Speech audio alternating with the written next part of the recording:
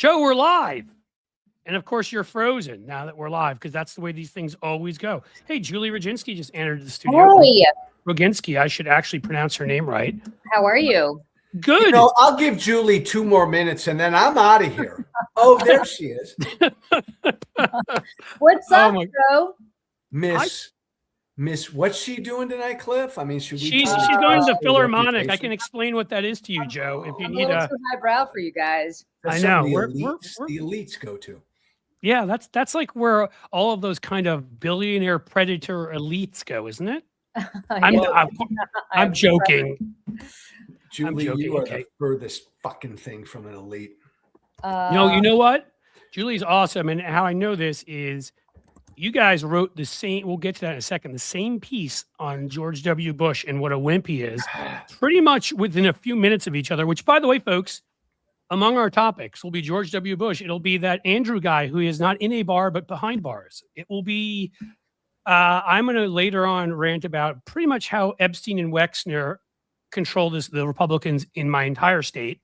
They're all in bed with Epstein, if you will. Do you know what I found out yesterday, Julie and Cliff? What? I found out that Lex Wexner has never been questioned by the Department of Justice. Yep. Ever. Yes. That's the country we're living in. It's man. Don't it's you crazy. Think guys? Hey, Cliff, are we live? We are live. I know we are. I believe we are. It's so good to see you. We should probably say, hi, everybody. Welcome to Tequila Talk, where we talk about tequila. We explain the brand we're drinking. And tonight, Joe came up with the idea, and it was a good one.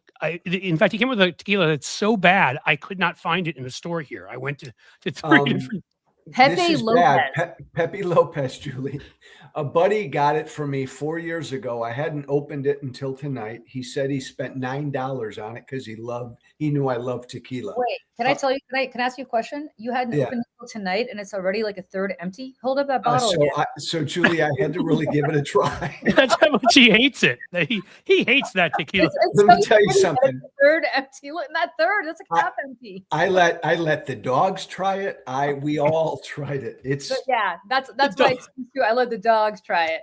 The dogs are walking into the walls in Joe's place. So our theme, and it's so good to see Julie, because Cliff, you and I are so fucking sick of looking at each other. I know you're such a good. I mean, how much you piss me off. You okay? Go ahead. I'll be concise. We picked a shitty tequila tonight, a cheap tequila, because I just think this is a shitty week and there's so much shitty stuff going on. The rest of the fucking world is holding their leaders in rich and powerful and accountable. We're not. And George W. Bush, it came out this week and it made a subtle swipe at Trump.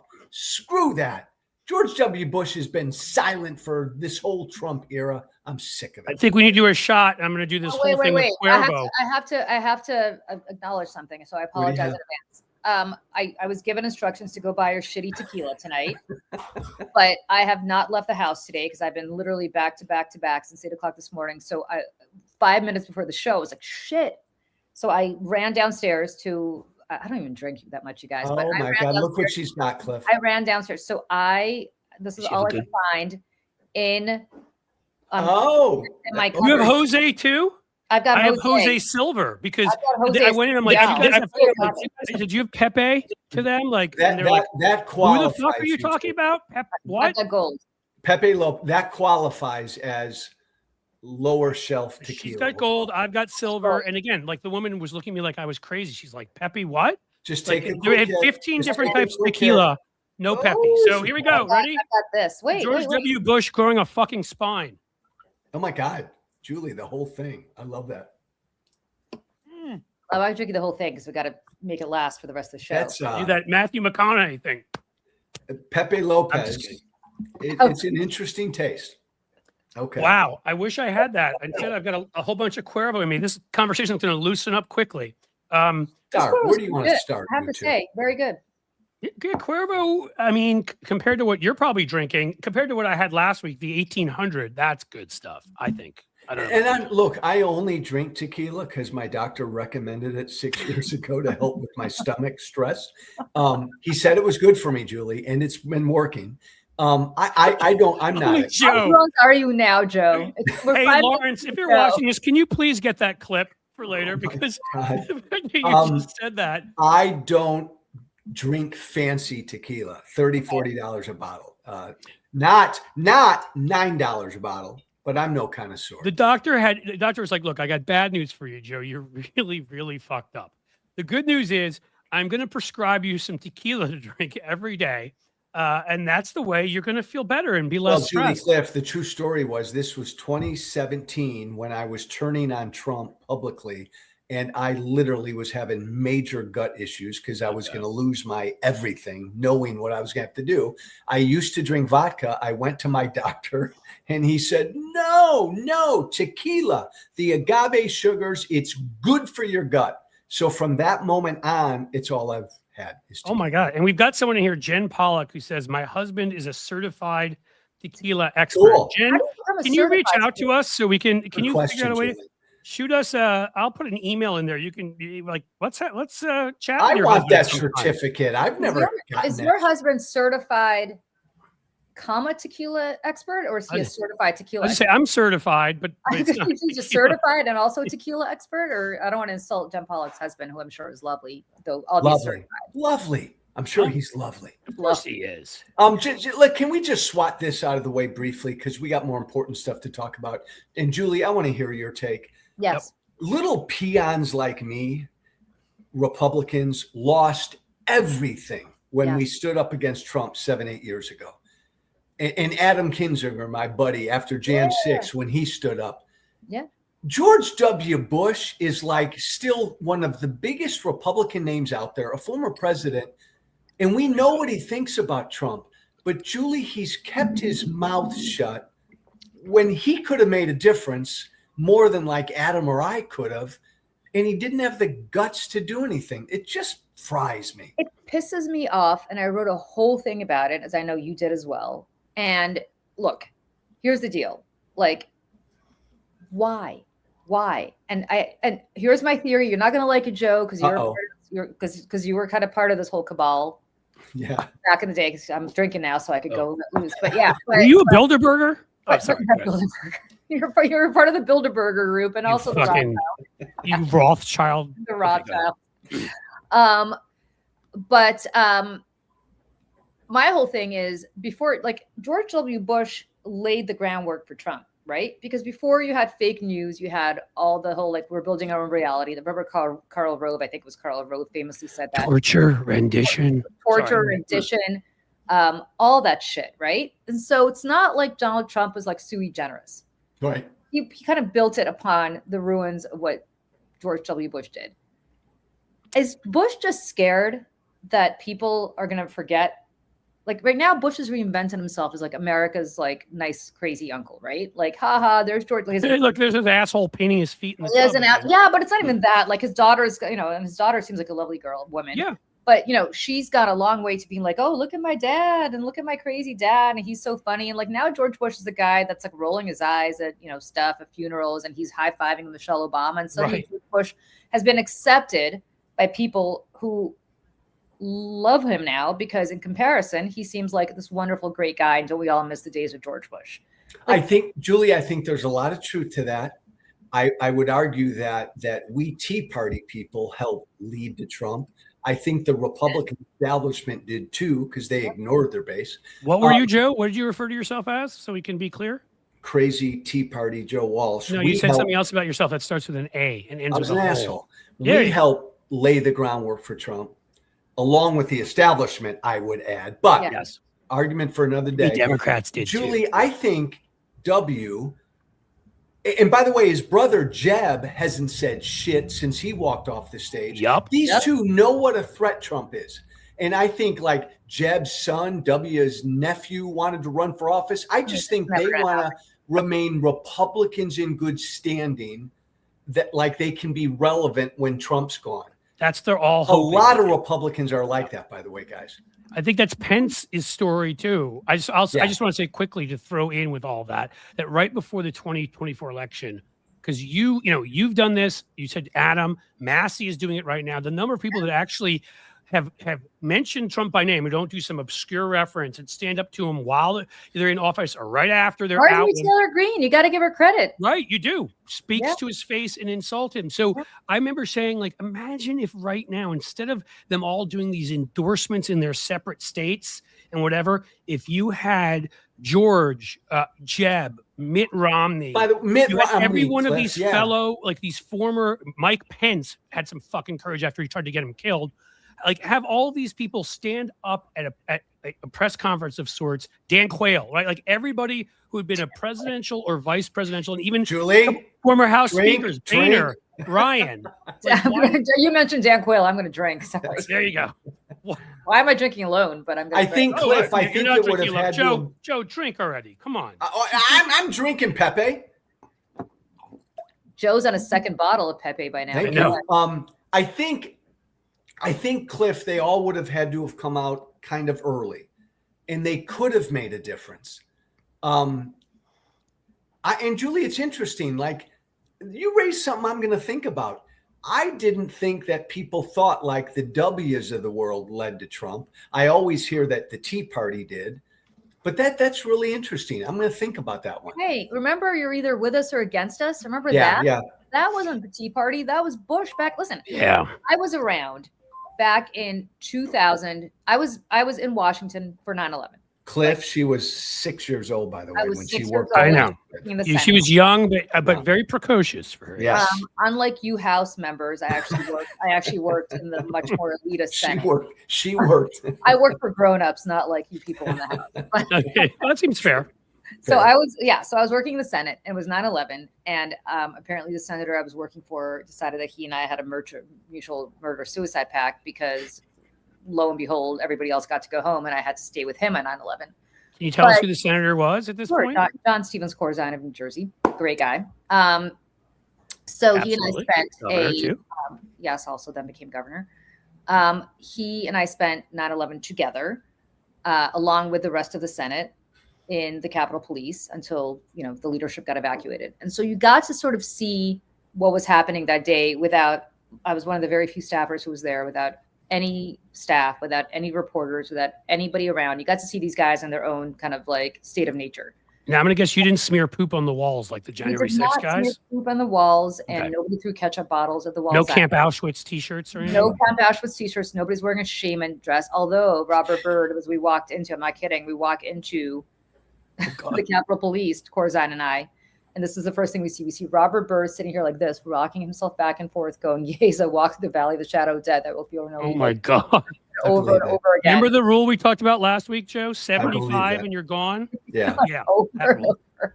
God. And I are looking at each other. We're like, "Holy shit!" But anyway, that's not the point. The point is that you had a Senate. I can't speak to the House. The House was so unruly that they threw them into the other side of the Capitol Police at the time. But that you had a Senate members, both sides of the aisle, who behaved really well that day. Like, nobody was screaming at each other. Nobody was trying to score points at each other. Nobody was trying to be an asshole. Nobody was saying this is George Bush's fault. Like, people understood that there was a threat to our way of life and that we were going to join together to do something about it. And then suddenly, a few weeks later, a month later, a few days later, however long it took, Bush decided that no, in fact, he was going to politicize the shit out of all of this. And we were going to be either you were with him or you were against him. And if you were against him, that means you weren't going to go after Saddam Hussein for reasons that still make no sense to me. 9/11. And you call Max Cleland a guy missing limbs, like a terrorist. You're going to call Max Cleland a terrorist. You're going to, then ultimately call John Kerry a terrorist, and that he was fake Vietnam, despite the fact that obviously he has shrapnel in his body to prove that that's not true. And then even something stupid like calling French fries freedom fries. Remember that bullshit? Right? You know who did that? Bob Ney from Ohio ended up in prison. So it seems like that wasn't a good idea. Not a good idea. So I say all this to say, like, there's a lot that we've forgotten about George Bush that I think is relevant to this discussion. Well, and that's interesting, Julie, because that buttresses your point that now W is accepted in general society, and he's hugging Michelle Obama. Yeah, So Right. maybe he doesn't want to break that. Can I make a general point about that? I feel Yeah. like the GOP was this balance going on. I mean, people forget Nixon's dark side, and then Nixon creates the EPA, right? Like you guys had, Oh, God, yeah. you guys had That's interesting.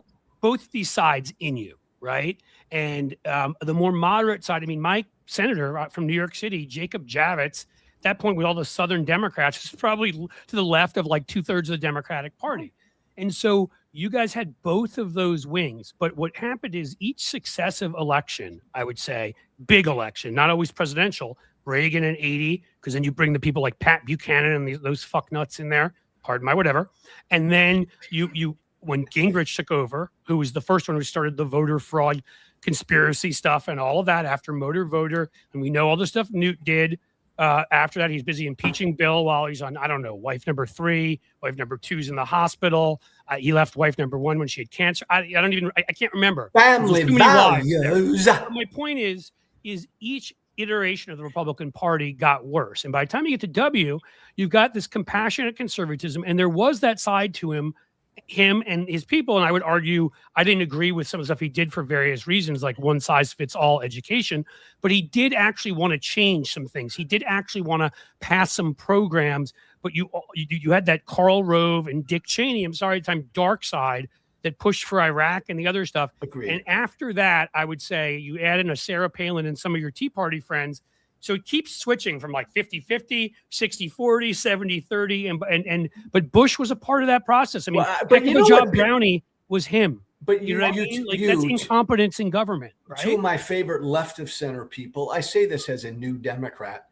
But you know what pisses me off, though? Like, Reagan isn't Trump, and W isn't Trump, and the Tea Party wasn't Trump. I wasn't saying that, to be clear. It was well, I know the you're way. not, but it's like sometimes when I get into these conversations with all my new left friends and followers, they say, "Oh, Joe, you guys have always been bad. Reagan and you and Matt." They throw us all into bad. Right. And if you do that, then just say one of our two major political parties has always been bad. What this is utterly unacceptable. You may have disagreed with Reagan on a lot of things. I would argue Ronald Reagan loved this country, like Barack Obama loved this country, like Joe Biden loved this country. I agree with that. I think Julie was just saying that some of the people that these groups brought with them were bad actors and paved the way. Or Julie, speak for yourself. That's what you're saying. No, I'm actually saying something even that Joe's going to like less than that. What I'm saying, cool. God, I love having Julie. Yeah, what I'm going to say is fuck that guy, some of the tactics. Yeah. That Bush used, the whole with us or against us, right? The whole black and white, like you're not a patriot if you don't believe in what I believe in, and so on. All of that, I think, is Atwater stuff too. The Atwater stuff. Actually, it was actually before him. It was Atwater. Yeah. I got to Fox News in 2004, right when the whole Swift boat thing was going on. And it wasn't enough to say that we disagree on the war. It wasn't enough to say that we disagree on the way the war should be prosecuted. You had to disqualify John Kerry's service. Remember at the Republican convention, they wore the bandages to mock his Purple Heart, little bandages. Like, see, there are moments like that, Joe. No, I agree. And again, I've told both of you this individually. Back in my Republican days, when we Republicans would huddle privately, we would laugh because we knew we would do anything and say anything and fight to the death politically. And we knew Democrats would never do that. So Republicans would do a lot of. So wait, you're saying Hakeem Jeffries wouldn't do that? Well, sorry. You know what? But here's the thing. Like, I actually wrote about this today, and you raised kind of a funny point, but you're absolutely right about this.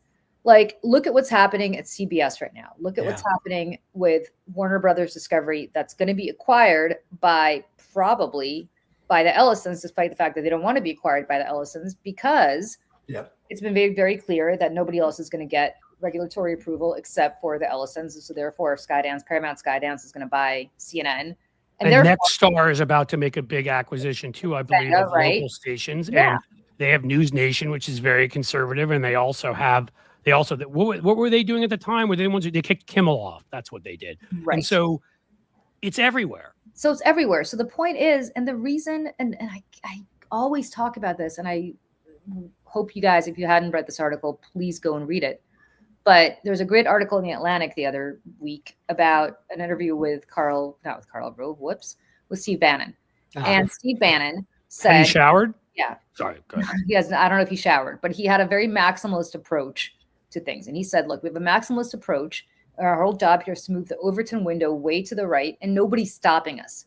Nobody's stopping us. So that when Democrats come to negotiate, they're not going to be negotiating from the left and we're negotiating from the right. We're going to be negotiating from the extreme right, and they're going to be negotiating from the center right, which means we'll meet somewhere in the middle between extreme right and center right.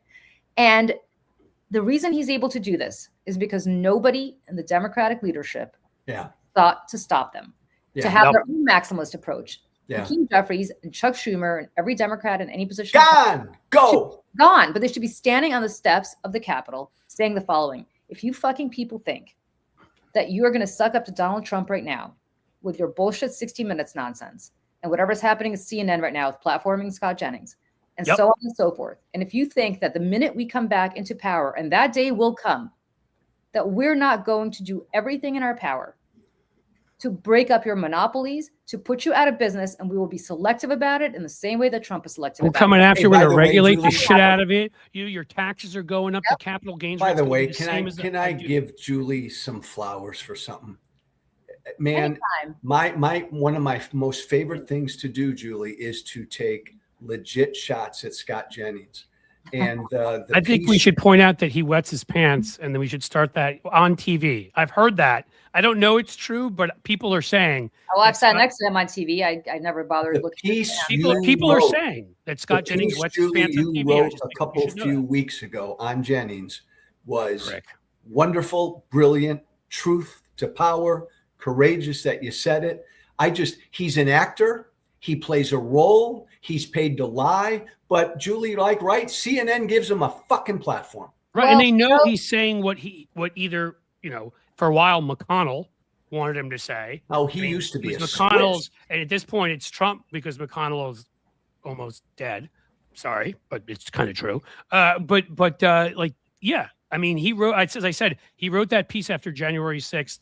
And that's how I knew that McConnell was thinking about, as somebody who worked in PR, and you guys have too, that's how I knew McConnell was thinking about convicting, because Scott was doing his dutiful duty for old Mitch and trying to pave the way. So if Mitch voted to do it, Scott would be defending him in the page in CNN.com, saying how terrible he was. But then when Mitch chickened out for whatever reason, Scott was left there. Scott left there holding the bag, so to speak, and he had to try to justify why he had written that. Scott Jennings used to be a squishy establishment Republican who hated Tea Party guys like me. Go ahead, Julie. Of course. Well, I wrote that column and I predicted that I would get banned by CNN for writing it. And lo and behold, I got banned from CNN by CNN for writing it. And, my attitude about that is I think CNN needs me and people like us a lot more than we need them, since I think we're probably having more viewers right now watching us. Between the three of us here, we'll see what the numbers are in the end, but between the sort of subscribership is, I'm sure we overlap. We have some people to overlap, so I don't know what that is. We're close to 1 million. So as far as I'm concerned, CNN can get bent. Hey, Cliff, before we lose Julie, we have to switch to Iran. Before she goes off and does a cultural thing tonight. Yeah. We're about to fucking go to war with Iran. Yes. We do not have a Congress. Julie, scream about this.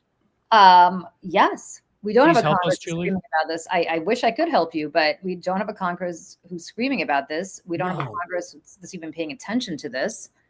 And I thought, because I remember being around last summer, that we had absolutely obliterated Iran's nuclear abilities. I was told by the President of the United States that we didn't have to worry about anything because we were done.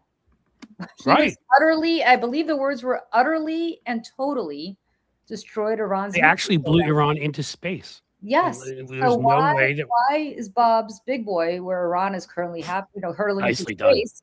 Thank you. Why are they suddenly a threat to us. I thought we took care of it all last summer. I was told that by the president. What's going on?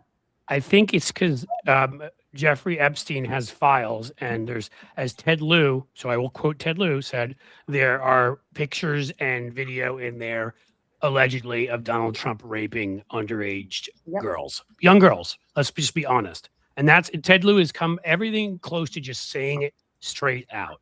That's what it is. So of course, and people need to, kick in what you know about this, Julie and Joe. And but it's bad enough that we would just do it at all and we would kill anyone there and whatever. Again, the leadership there, evil, awful fucking people. It doesn't mean you get involved. We saw what happened in Iraq. Instead of Iraq, which was 30 something million, I think is it 50 something million in 60 something million in Iran? You've got that Shia Sunni split again. Afghanistan with the Taliban is right here next to them. Like that whole area could just fucking become. You know what, my Jewish brother? I don't even want to get into that. I say, as a former member of Congress, he does not have the authority. Yes. To go to war. Stop there. The entire issue stops there. He can't do this if we have a constitution. I don't know if we do anymore, though. Well, I don't know either. But can I ask you about another thing as a former member of Congress? Speaking of Ted Lieu, why is Ted Lieu dancing around this? Can he not go on the floor and use the speech and debate exception to talk about whatever he wants to talk about? Good question. Joe? He probably could. And I guess I'd say that it seems like he's building up step by step to possibly something like that. Well, and at least he is. I would say build up soon. I hope, Julie. Because we don't want to go to war. I mean, there's no other way to say it. This whole Epstein thing. Right now, there are serious allegations that Trump is a pedophile, that he raped and abused young girls. There's evidence there that is at least worth looking into. Oh, yeah. And I get so pissed off when people criticize Pam Bondi or Kash Patel. I don't care a damn about them. They're only doing what Trump's told them to do. Trump's the one behind this cover up, but they don't criticize him. What I keep thinking back to is when, not Kash Patel because he's whatever, but Dan Bongino, who is he has funny eyes. Yeah, because he's got funny eyes. But Dan Bongino, who's I know back from my Fox days and is truly mentally ill. But I think somewhere in his mentally ill mind, like I think there's a shred of humanity in there somewhere. I right. And I think Bongino, I know Bongino back in the day, remember when Patel went out there and Bondi went out there and said there's nothing to see here? Bongino was like, what I saw in the Epstein files shook me to my core. And he didn't say much. No, he was quiet then. He was quiet. And then he left. Yeah.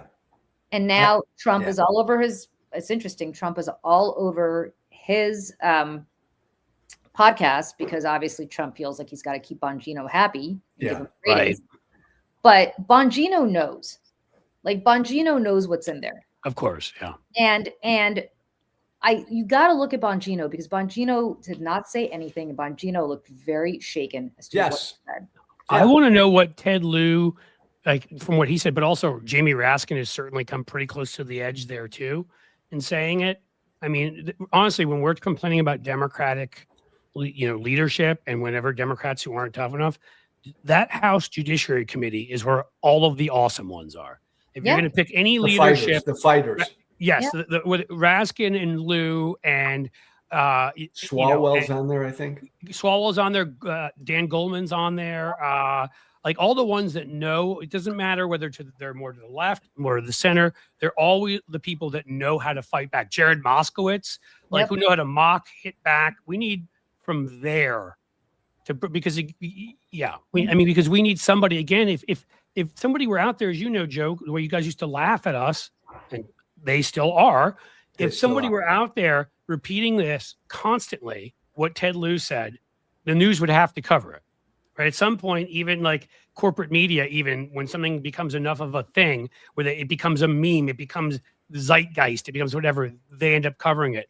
We don't do that. We don't. We just sort of say it once, feel like, all right, I got my press release out there. Let's move on. Again, let's be clear. There's not proof yet in the files that we can say Trump did whatever. There are serious allegations that he did, and there's evidence. So a healthy Congress, a healthy Justice Department would investigate. Right. Look, Donald Trump put his name and face, on the Justice Department today. It just tells you everything you need to know. He literally put it like some fucking Stalinist bullshit. When I grew up in the Soviet Union, you used to have these, big placards, same ones of Lenin, Marx, Lenin, and Engels, and this is exactly the same thing. So the Justice Department, the Justice Department. Well, it's to show you who's, daddy's home. It's to show you who's in charge of the Justice Department. It is not the people's Justice Department. It is Donald Trump's Justice Department. I mean, that attempt to prosecute those 6 Democrats, and I think, of course, they purposely went after them because you go after the national security ones.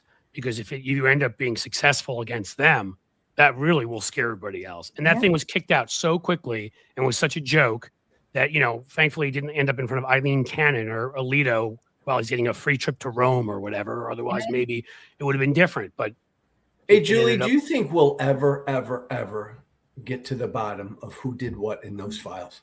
I think it's going to be like the Stasi that are going to be incinerating files on their way out the door.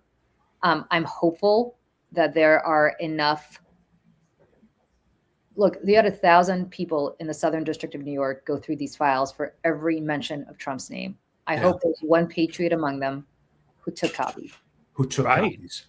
Let me ask you this before you leave, Julie. And Yes. I know there's a very kind of a tough, so hedge as much as you want. Do you think we are going to unilaterally bomb Iran over the next, let's call it 72 hours? I think there's and I'm not trying to hedge here. I think no, but I want you. I mean, what your chances are? You don't have to say yes or no. It's not a game. 50 shot, and the only reason I say it's a 50-50 shot is not because I think Trump has any compunction about doing it. I think he always tacos out a lot.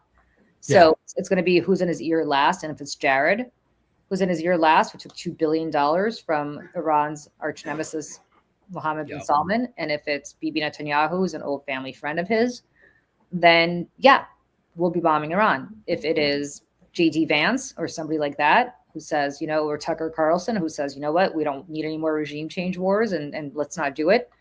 No, I think if Ted Lieu gets up tomorrow on the House floor and says, yes, indeed, Donald Trump did rape little girls, then I think we're bombing Iran. I mean, that's actually the best answer. Like Ted Lieu probably has Ted Lieu or somebody like that probably has the biggest authority over whether we bomb Iran in the next 72 hours or not, depending on what he does in the House floor in the next 72 hours. Do it, Ted.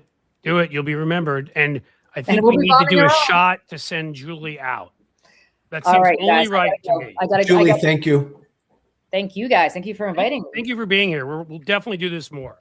We have to. I've got all this tequila. I've got this tequila, which I'm not drinking now. So no more Philharmonic. Don't, look, be like us. We're just regular guys, Cliff, she's going to a bar to have a burger and a beer. Enjoy, Julie. That's what she's doing. I wish. She's going to like a Buffalo Wild Wings, and she just get out of here, Julie. Go have fun. Buffalo Wild Wings sounds so good right now. I got to go home and feed my home. I am home. I got to go downstairs and feed my husband so we can go feed your husband. We could go be snobby at the Philharmonic. So I got to go. Thanks, Julie. Bye, everybody. Thank you so much for being here, Julie. Bye. See ya. Bye. Bye. Hey, Cliff. Oh, okay. Julie's awesome. You know what I dig about her? We're like her. Like, she says it like it is. She doesn't mince words. She's not afraid to offend anybody. She's just going to say what she believes. I love that. So, I mean, in all seriousness, jokes aside, these are the folks that I search for here because I can't do it anymore. Not that I ever could lie enough because I'm me, but I can't even slightly pretend anymore because, again, any little thing we don't do that we could do, any little thing that Democrats don't do they could do, any little thing that so-called moderate Republicans, I don't think we even finished with the so-called, when you've got George W. Bush, well, what's Lisa Murkowski doing when she was voting against the Epstein files? What the fuck is wrong with these people? Anything we don't do. So what I love is, I'm actually going to start at some point, and maybe we can have you as a guest there. It's going to be more, it's not going to be around tequila, but a show on Mondays I'm going to do regularly with Julie, just to discuss. We're both former, we both have the same career path. We were mainstream center left Democrats 10 years ago and watched as corporate media became such shit, watched as Democrats failed in terms of messaging and leadership. And now we both are just, we don't have any fucks left to give. We'll say what we think and go after who we have to go after. And I don't care. I'm not looking to get a contract from anybody.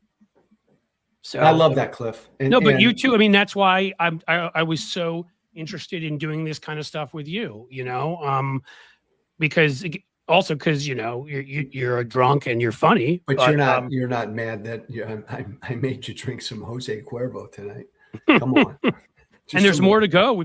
You've got 15 more minutes. You're stuck here with me. What else is on your mind, big fella? Well, I'm going to go at 6:50. When you have to jump, folks, I'm going to do a 5-minute rant on Ohio politics and how literally every Republican in this state is in bed, and give you a little history. We've had authoritarian one-party rule here with sex scandals and other scandals and everything you can imagine. 2 last speakers of the House, Republicans, had their homes or businesses raided by the FBI. And I'm going to let you understand that if you let this become national, on the level it is in Ohio, like, we don't have democracy here. I'll tell more of it later, but that's what so with you, go ahead. If you want to talk about I'm going to want to hear that rant after I leave, but I want to just tease people with one question, Mr. Ohio. Yeah. It is a red state. You've got a big governor's race and a big Senate race. Don't tell me who you think is going to win. Do you expect these races to be competitive? Can Democrats be competitive this year? Well, in one of them, I have to say, if Trump doesn't pull an ice surrounding the polls, which of course Steve Bannon has suggested, if they cannot pull off something on that kind of level, I will tell you right now, Sherrod Brown, who only lost by 3 points when Kamala lost by 11 here, will kick John Husted's ass, who, as part of my rant later, I'll remind you, took over $100,000 from Les Wexner. Okay, Sherrod Brown performed so far ahead of the Democratic Party. Now, the other race is more interesting, and absolutely we can win. David Pepper's in the ticket. I know you know David as Lieutenant Governor. Amy Acton, who handled our COVID response, and she's a charismatic speaker. And if they put up in a state like Ohio that leans red, a nobody. I mean, we're not like a 15-point red state, but yes, we're a 5 to 8 or whatever it is. If they put up like a nobody on the Republican side, I think we'd have a really tough time winning. But they did us this just great service. Vivek Ramaswamy, who is the easiest guy to tie to. Everybody knows who he is. He's infamous, his pump and dump scandals. He's tied to Trump. Like, you can make it a referendum on Ramaswamy and Trumpism. So I think we have a chance. I'm not saying that one. I won't predict and say we're definitely going to win, but I think we're in it. Yes, I do think we're competitive in that one. But I tell you right now, unless they find a way to massively cheat, I would predict right now that Sherrod Brown wins. But by the way, the other quick thing that pisses me off, you mentioned Steve Bannon. We found out this week in the Epstein files that in 2018, Bannon told Epstein, Trump's got to go. It's time for the 25th Amendment now. That was in 2018. Bannon said that to him privately. And then we found out that in 2019, Bannon pledged to help Epstein repair his pedophilia image. Right. Sex trafficking. He became like a PR consultant. And this guy puts himself publicly as Mr. MAGA, Mr. He's Trump. Populist as hell. Yeah. So many in that profession. Aren't they such frauds? I mean, that's what, again, let's go for another one, right? I brought up Newt Gingrich and his affairs earlier when he was going after Bill Clinton. Whatever you think, and I would say arguably, I think Bill Clinton perjured himself. I don't think those questions ever should. So proving, I will be honest, Joe, I don't think those questions ever should have been asked. And I think it was manipulated by leaks by Kavanaugh. And guess who else manipulated into that situation? Ken Starr, who's all over the Epstein files. No longer with us to suffer, but I mean, that Ken Starr and Brett Kavanaugh were not getting drunk with Squee and PP and the gang, or whoever he's lifting weights with, and Newt Gingrich were leading the charge. These were the moral avatars against Bill Clinton. Well, when a party preaches that they're the party of family values and they don't live up to it, then there's sheer hypocrisy. They put themselves in that position totally. So way too many of them did. Absolutely. So we have 10 minutes. I want to know, because you wrote a great piece today, the social contract. Anybody on here, if you don't have a paid subscription to Joe Walsh, I'm going to come by, find you at your house. No, I'm just kidding. All seriousness, Joe has some of the best analysis out there. It's hilarious. So get a paid subscription and support what Joe does, because we need him. You too. Subscribe. Become a paid subscriber to Cliff. Yes, please do. Blueamp.co. All of us. We're trying to, that's one of the reasons we're coming together here. But you were a great piece, because, and I'm going to write something on this, I'll admit, tomorrow. Because again, we're talking about who I view as predators, and I view them as the larger group. It's not just predators on young women. It's predators on working people's pensions. It's predators on young girls, I should have said, on working people's pensions. It's predators on democracy. And we don't punish any of them. And your piece, what I love is you made sure to go after Prince Andrew, because they're holding people accountable in other countries. But the other thing that some other people forgot to mention, and we remember when this happened, that South Korean president who tried to have the coup. And guess what? Like January 6th said, everybody run to the parliament to try to take over the parliament, just got sentenced to prison for the rest of his life. Are you watching that, Merrick fucking Garland? Are you? Bolsonaro, prison. Think about that. South Korea's former president momentarily imposed martial law. Yes. To try to shut down his political opposition. Horrible thing to do. He was yanked out of office. He was charged. And you're right. He was just convicted to life in prison. That is how you have a democracy. Our former president, we have a former president who committed crimes trying to overthrow an American election. And there's been no accountability at all. No prison sentence at all. And you know what we did as a country? We fucking reelected him. Yeah. We are, look, there's no way to look at what South Korea did and look at what Brazil did, eventually putting Bolsonaro away, and look at these kinds of things and say that we're anything close to what we were even 15 years ago. We are an illiberal democracy. We are not functioning right now. And unless we do, we being all of us, what it takes, and that means if Democrats aren't messaging right, you go after them. If wimpy Republicans like, ooh, Susan Collins, I've got my concerned face on. Look, I'm running for my 47th term to do fucking nothing again. That was a great ad, by the way. I don't know if you saw it last week. Janet Mills put out an ad, just her repeatedly saying, I'm concerned. I'm concerned. I mean, these people who call themselves moderates, and when I look back and I say real moderates, Jim Jeffers was a moderate. John Chafee was a moderate. There was a wing of the Republican Party I used to respect the hell out of in the 90s and 2000s. They're all gone. The ones who are still there are conservatives who half the time vote a few issues to the left so they can pretend they're moderate and otherwise just bow before Trump. I mean, Tom Tillis is leaving. What the fuck do you have to lose? Why are you voting with him on anything? Like, he's forcing you to leave. He would threaten you with a primary. That's why when I bring up you and Kinzinger and Massey right now, I'm just like, why do these people lack courage? Why did it take Jeff Flake to be like years out of the Senate before he stood up? He would vote for everything Trump wanted him to do almost when he was there. If these folks stood up and didn't just say, well, there's some authoritarianism around the corner. No, say his name, say what he's doing, say how he's fucking over a country, say how you're going to stop it. Like, come on. And Cliff, I don't know that you and I have argued this or debated this. I come from the right. I think the right is much more predisposed to embrace a strongman and authoritarian than the left is. The left's got their issues and their problems. But I think American history backs this up. Generally, folks on the right embrace authoritarianism way more than people on the left do. Do you agree with that?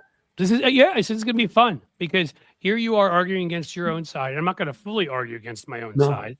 I'm just going to say in this country overall, yes, because we've always had that strong, especially once the Soviet Union came about, anti-communist streak.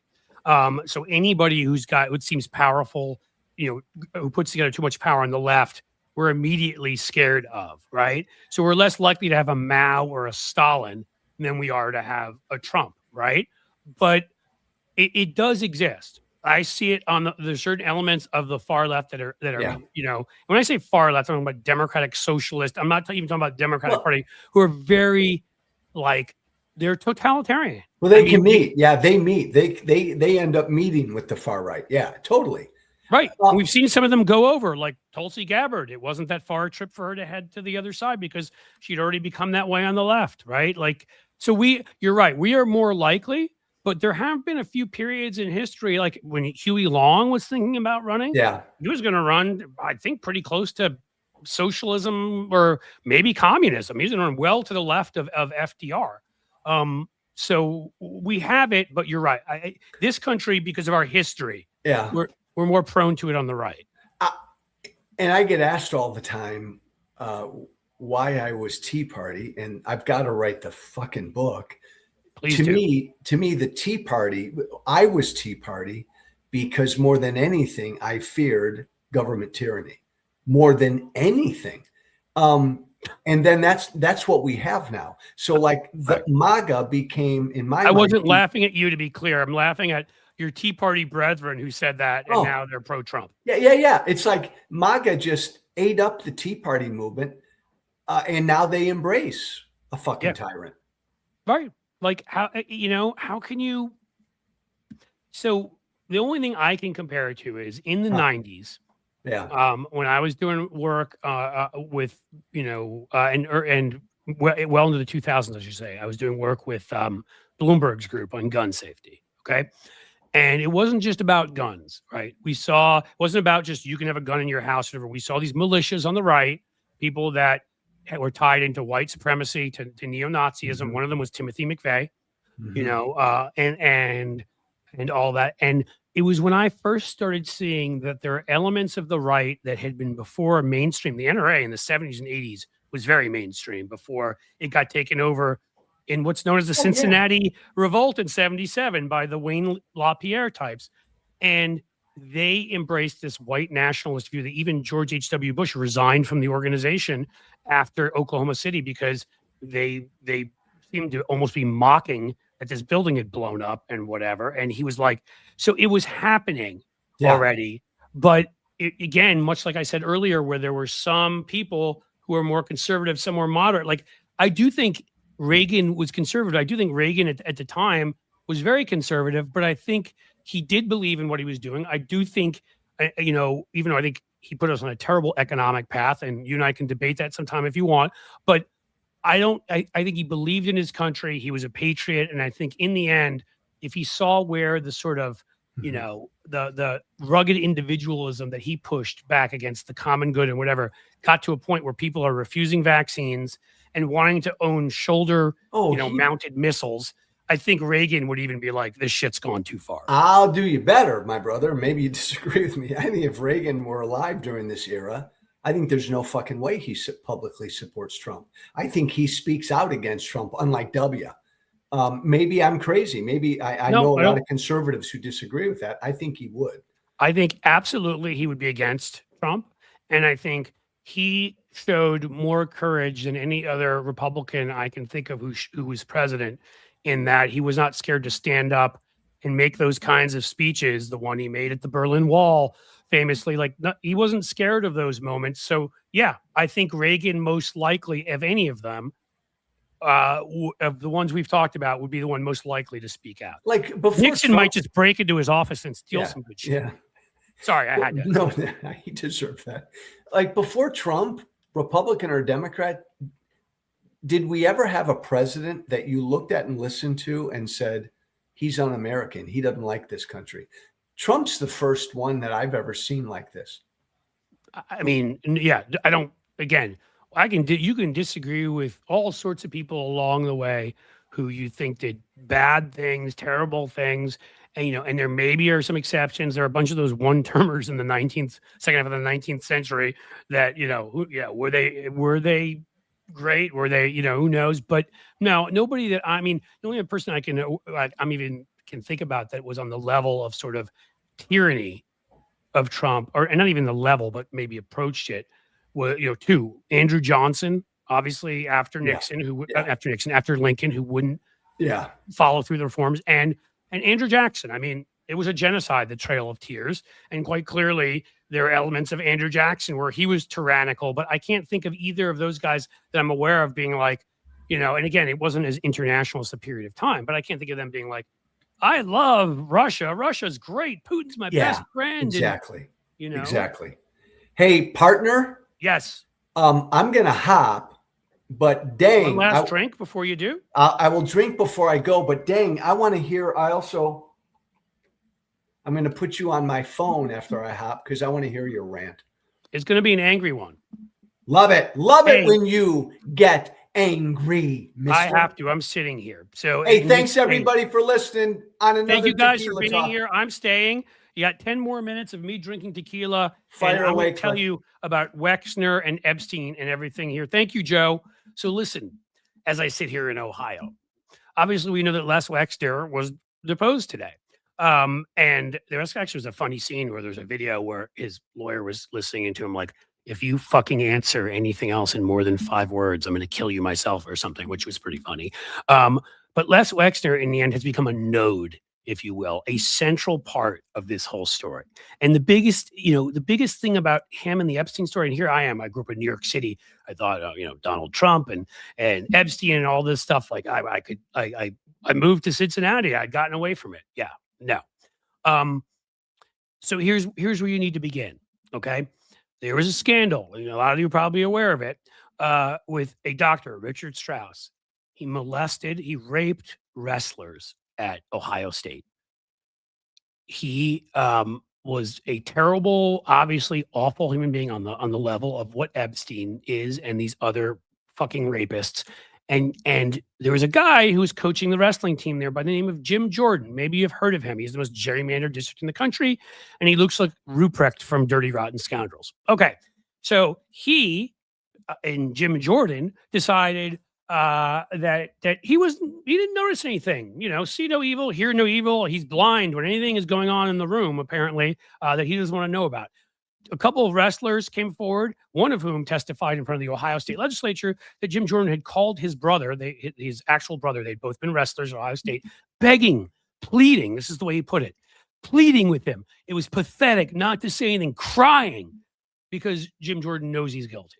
And much like Les Wexner was never questioned, we have these wrestlers. We have a coach who coached with Jim Jordan who said he had to have known. They all knew. And we have a referee who experienced it and said he told them. And Jim Jordan has never been asked questions that I'm aware of in any serious way about this. Why do I bring this up? Because Les Wexner, one of the main nodes to Epstein, the only one who let Epstein have power of attorney over his funds. Think about that for a second. He gave him power of attorney, this billionaire. He tried to quash having to show up for a subpoena in the Strauss inquiry into the Strauss the lawsuit that was filed by students. Lost my head for a second. A little bit of tequila. I apologize. These students filed a lawsuit. Those who were raped, those who were family members and others, to go after Ohio State because Ohio State knew and they didn't do anything. All right, about this guy. Well, guess what? Wexner now was unable to quash it, so he needs to testify about this. So we may have 2 pedophilia scandals literally in Ohio connected to each other. What did Wexner know about what was going on with Strauss? What did, at the time, Jim Jordan actually was in the state legislature after that and knew about what had happened there, and the Epstein stuff was going on. Well, there's another person involved in this, John Husted, who's running. He's been just about every other position in this state. He was the Secretary of State, suppressed the vote. He was Speaker of the House when he illegally took from lobbyists Alamo tickets, Alamo Bowl tickets to fly on down, because who doesn't just take what they want from lobbyists? He is a scumbag, and it turns out accepted over $100,000. Let's try that again. Over $100,000 from Les Wexner, the rapist, the child rapist. Okay. Good. So what do we have then happen, with Wexner? Well, Wexner's name is all over Ohio State University. All right. He's given to every Republican in this state. They are all tainted by it. Every Republican has taken money from him. Houston's taken over $100,000. And Sherrod Brown took, let me see, I need to do the math. $0 from him. Because when you kind of know somebody's a pedophile and you suspect it, even, you don't take money. He took money. Houston as recently as 2025. So, and we all knew this by then. This is a state where in 2010, they got together and they gerrymandered everything. And I'm sure some of you live in states like that so that they couldn't get voted out of office. We then had the first energy scandal, the biggest energy scandal, the biggest bribery scandal of any sort, where numerous people were numerous Republicans for the most part bribed. There were a few Democrats who got caught, kind of like in the Epstein thing, but the mass majority of these people are always Republicans. Two former state house speakers had their offices or homes raided who are Republicans. It is everywhere here. They had a charter school scandal here. They let them come in. They got all sorts of campaign contributions, accepted awards for them. These guys didn't, one of them or a few of them got caught spending money they're supposed to be spending on charter schools, on doing things like going to strip clubs because they're great people. So we wasted taxpayer money on that. That's what happens. It's this authoritarian, it's the predatory mindset. They're predators. They are predators on kids' schooling. They'll steal funds from it. They're predators when it comes to young girls. They're predators when it comes to destroying unions. They're predators when it comes to their private equity vulture capitalism, where they come in and they destroy your business and they steal your pension and load you up with debt. Again, same mentality. Every one of these Republicans tied in by accepting money. $100,000, John Husted from Les Wexner, who now may be tied into, beyond just Epstein, the scandal at Ohio State.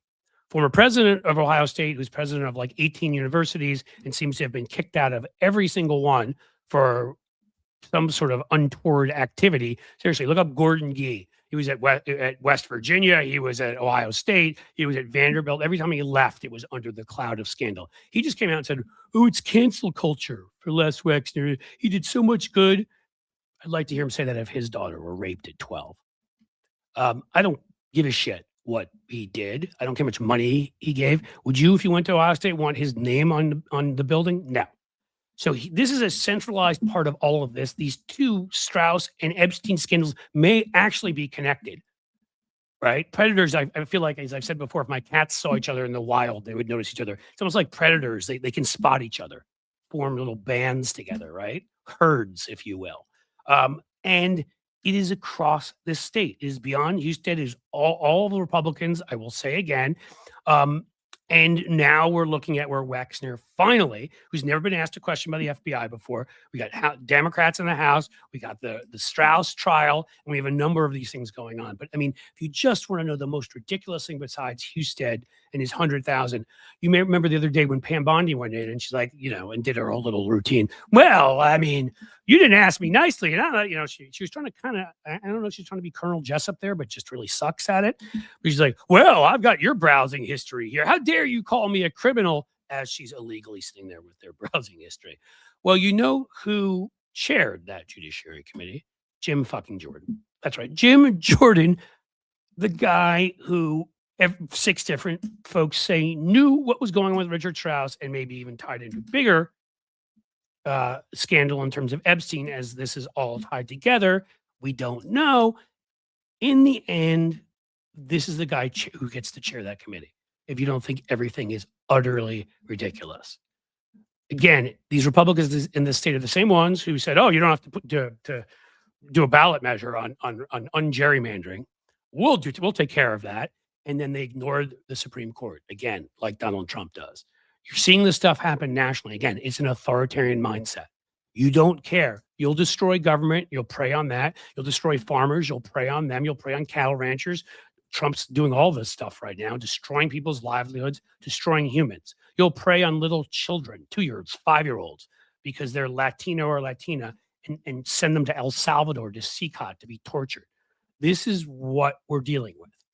And it connects everything to Ohio. We should sweep these people out of office. We should make sure Sherrod Brown beats Houston. We should win the governorship. By the way, Vivek Ramaswamy running for governor here, also, of course, tied to Trump. And one of the biggest private equity guys, who he and his wife, I think his name was Dumler. Let's go with Dumler. Two of the private equity people that were Epstein clients, Dumler gave $100,000 to who? Vivek Ramaswamy when he ran for president. They are all tied to Epstein. We should be able to win this state and other states. I'm sure this will come out in other states. They may not all have a Les Wexner, but there are plenty of large figures like this. These people are predators. These people are attached or friendly with or hung out with pedophiles, and they will prey on anything and everything. They are billionaires. They are beyond the scope of having any empathy or us having being able to apply any accountability to them. That needs to change. We can't be thinking sort of, let's try to get back to democracy we had. We need new institutions. We need to destroy the Republican Party in the upcoming election, which means we need to make sure there's a fair election, and we need to be talking about that. But we need to destroy them. Get these predators out of government. The same mentality that says I should go in and destroy a business and bankrupt a bunch of people is the same mentality that says I should take advantage of little girls because they have no empathy for anybody. It's about power. They are sadistic. They enjoy the torture. And that's what's key. And Ohio is now is a key part of this now. But you're going to see it obviously in other states around the country. You've seen plenty of it in New York, and there, numerous of these billionaires around the country.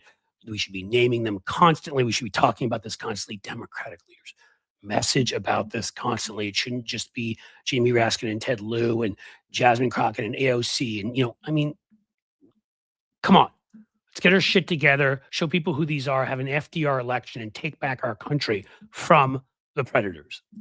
With that, I have a little tequila left. No, that's all I've got for tonight. It's 7:01. I think I've gone past my allotted time, if you will. Thank you for watching. Joe and I will be back next Thursday at 6 p.m. Eastern. Joe and I also will be. He's going to be speaking, and I will be at the Counter SOTU in DC that Miles Taylor put together, and Tara McGowan and others with a lot of big name folks. Hey, De Niro is going to be speaking there. I can't wait to see what he has to say, and others. So Joe and I'll be there. We'll be live streaming from there. So think about watching us Tuesday night. And next Thursday, we will definitely be doing Tequila Talk. And folks, I believe that's all I've got. I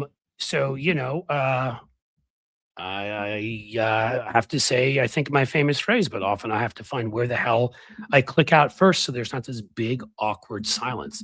I'll just say, as the sun sets slowly in the west, my friends, I bid you a fond farewell. Have a great night.